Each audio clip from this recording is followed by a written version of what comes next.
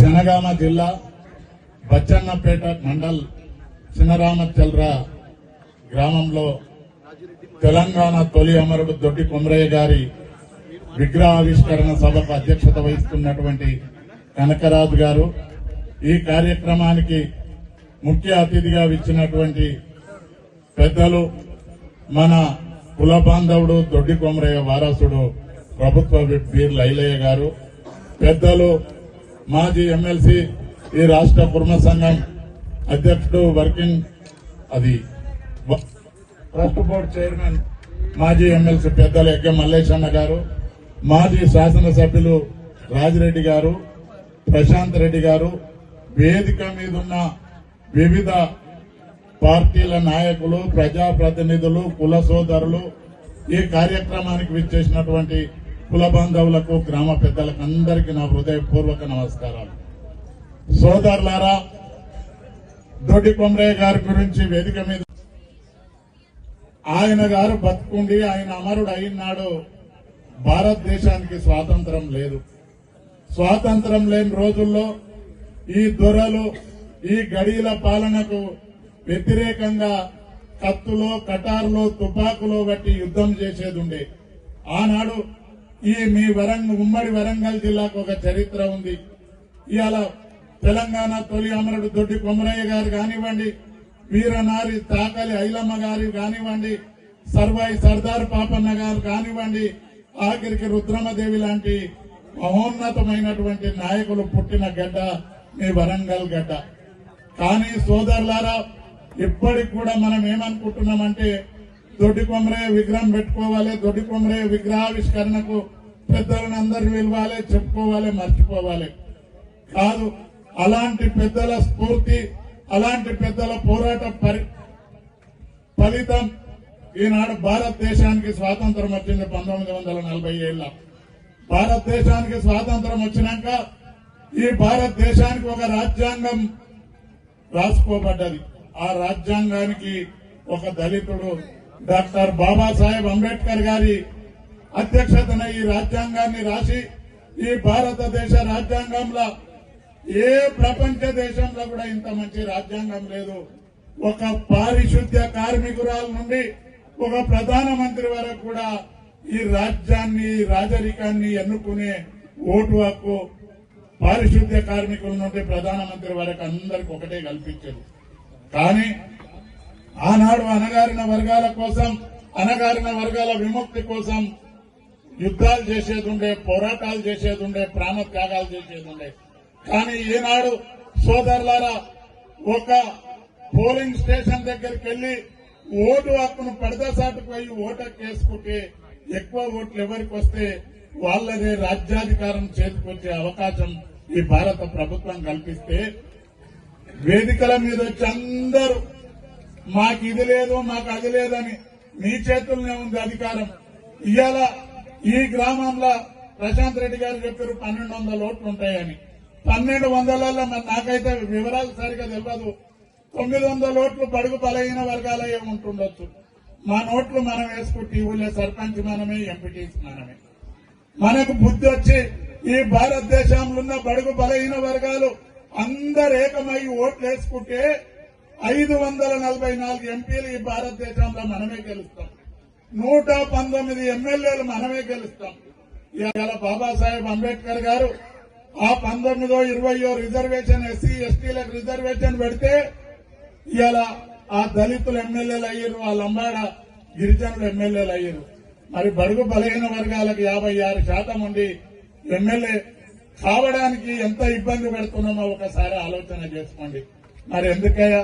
లేదా 18 నెలలు నిండినోనికి, గుడిసెలున్నోనికి అదే ఓటు ఉంటుంది, ఫ్లైట్లో తిరిగేటోనికి అదే ఓటు ఉంటుంది. మరి మన ఓట్లను 300కో 400కో అమ్ముకొని మనం ఈనాడు బానిసల్లాగుంటున్నాం. ఒక్కసారి ఆలోచన చేసుకోండి. ఇవాళ రాష్ట్రంలో ఒక కంపరం లేపిరు 42, 43% అని రిజర్వేషన్ అని. మనం ఎవరిని అడగాలండి రిజర్వేషన్? 85% ఉన్నాం. ఇంట్లో ఒడ్లు పెట్టుకొని పొద్దుముఖంగా రొట్టె దానానికి పోయినట్టు ఓట్లు మనతాన పెట్టుకొని మందిని పోయి రిజర్వేషన్ అడగాల్సిన పరిస్థితి ఉంది. నేనే కులాన్నో విమర్శించుడు కాదు, ఇవాళ బడుగు బలైన వర్గాలందరూ కూడా ఓట్లు వేసుకుంటే ఆ 10-15% ఉన్న అగ్రవర్ణాలలో మాకు రిజర్వేషన్ ఇవ్వని మనల్ని అడుక్కునే పరిస్థితి.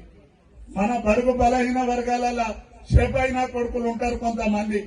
మొన్న పార్లమెంట్ ఎన్నికల్లో నేను డాక్టర్ బూర నరసయ్య మిత్రుడు కిరణ్ కుమార్ రెడ్డి నిలబడితే బడుగు బలహీన నాయకులను చెప్పుకునే కొడుకులు నాకన్నా చెప్పాలి, చెప్తే బూర నరసయ్య గౌడ్ గారి కన్నా చెప్పాలి. వీడు బీసీ సంఘం నాయకుడు కిరణ్ కుమార్ రెడ్డి కోటేయమని చెప్తాడు. ఇటువంటి బడుపలు మన నాయకులు ఉంటే బడుగు బలహీన వర్గాలకు మోక్షం రాదు. ఏ దొడ్డి కొమరయ్య గారి విగ్రహం పెట్టని, ఏ సాకలి ఐలమ్మ విగ్రహం పెట్టని, ఏ సర్దార్ బాబన్న విగ్రహం పెట్టని మనకు రాజ్యాధికారం రాదు. ఇవాళ సోదరులారా ఒక్క మాట నేను చెప్తా ఉన్నా, చరిత్ర తీయండి. ఏ పోరాటం చేసినా బడుగు బలహీన వర్గాల నాయకులే. ఆనాడు స్వాతంత్ర్యం రాకముందు పోరాటం చేసిన నాయకులు, ఏ అగ్రవర్ణాల నాయకులు కూడా ఒక్కరు కూడా కత్తిబట్టి యుద్ధం చేసి ప్రాణత్యాగం చేసిన నాయకులు ఎవరు చరిత్ర చెప్పమనండి, ఒకసారి ఆలోచన చేసుకోండి. ఇవాళ ఇటువంటి గ్రామాలకెళ్లే ఈ స్ఫూర్తి మొదలైతే యావత్ భారతదేశాన్ని కూడా బడుగు బలైన వర్గాలే రోజులు చాలా దూరం లేవు. కానీ అది పెసర్జన్లో ఓడగొట్టుకొని పప్పటికల్లా దేవులాడుకున్నట్టు ఓట్లేసేటందుడేమో 300లకు అమ్ముకొని తెల్లారుతుంది మాకు అది కావాలి ఇది కావాలంటే ఎక్కడికి వెళ్ళి వస్తుందో ఒకసారి ఆలోచన చేయండి. ఇవాళ ఒక్క విషయం చెప్తున్నా, నేను కులాలకేం వ్యతిరేకం. నా 2 బిడ్డలను రెడ్డిలు, నా అల్లుండు, నా కోడలు గొల్ల, నేను కుర్మా. నేను కులాలకు వ్యతిరేకం.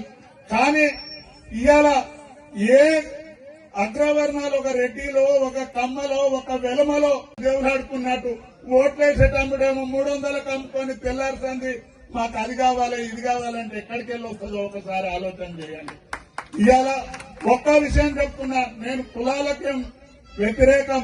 నా 2 బిడ్డలను రెడ్డిలు, నా అల్లుండు, నా కోడలు గొల్ల, నేను కుర్మా. నేను కులాలకు వ్యతిరేకం. కానీ ఇవాళ ఏ అగ్రవర్ణాలు ఒక రెడ్డిలో, ఒక కమ్మలో, ఒక వెలమలో ఒక కుల సంఘం మీటింగ్ పెట్టుకుంటే అలా పెద్ద బహిరంగ సభ పెట్టి కేసీఆర్ గారు ముఖ్యమంత్రి ఉన్న ముఖ్యమంత్రిని నిలవరు. మనము ఏ బొమ్మ పెడితే వాళ్ళ దాన్ని అడకతో పెద్దందుకు వచ్చి వాళ్ళని పిలిచి స్టేజ్ మీద కూర్చుండబెడతాం. ఇంకానన్నా మనకు బుద్ధి లేక ఎవరిని ఆ కులాలను తిట్టొద్దు. నేను కూడా తిట్టట్లేదు. మనకు బుద్ధి వచ్చినాడు మనకు రాజ్యాధికారం వస్తుంది. అవునా కాదా ఇవాళ చెప్పండి. ఇవాళ జనగామ ఎమ్మెల్యే ఒక బీసీ నిలబడి నామినేషన్ ఇక్కడ గెలవాలి, అన్ని ఓట్లు ఉన్నాయి. ఓట్లు ఎందుకు అమ్ముకుంటారు? ఇవాళ మన ఓటేం బక్కగుండి ఇంకొక ఆయన ఓటేం లాగుండదు. అందరిది ప్రపంచంలో ఇంత మంచి రాజ్యాంగం ఎక్కర్లేదు. కాబట్టి యువకులారా, సోదరులారా, దొడ్డి కొమరయ్య గారి విగ్రహమో, చాకలి ఐలమ్మ గారి విగ్రహమో, సర్దార్ పాపన్న గారి విగ్రహమో, షేక్ బందగి గారి విగ్రహమో, ఇంకెవరు కుమరం భీం గారి విగ్రహమో, విగ్రహాలు పెట్టుకొని చేతులు దులుపుకోగానే ఇప్పుడు విగ్రహం పెడుతుంది ప్రశాంత్ రెడ్డి దానికో ఇంకెవరు దానికో రాజిరెడ్డి అని అంటే కమ్యూనిస్ట్ వాళ్ళు చందాలు ఇయ్యారు. కానీ వాళ్ళు ఏదో ప్రసంగాలు చెప్తారు. వాళ్ళు కొట్టుకుంటే పెట్టుకుంటే వాళ్ళనే పొగిడితే వాళ్ళనే చేస్తుంది. ఇట్లా చేస్తే రాజ్యాధికారం ఎన్నడూ వస్తుంది.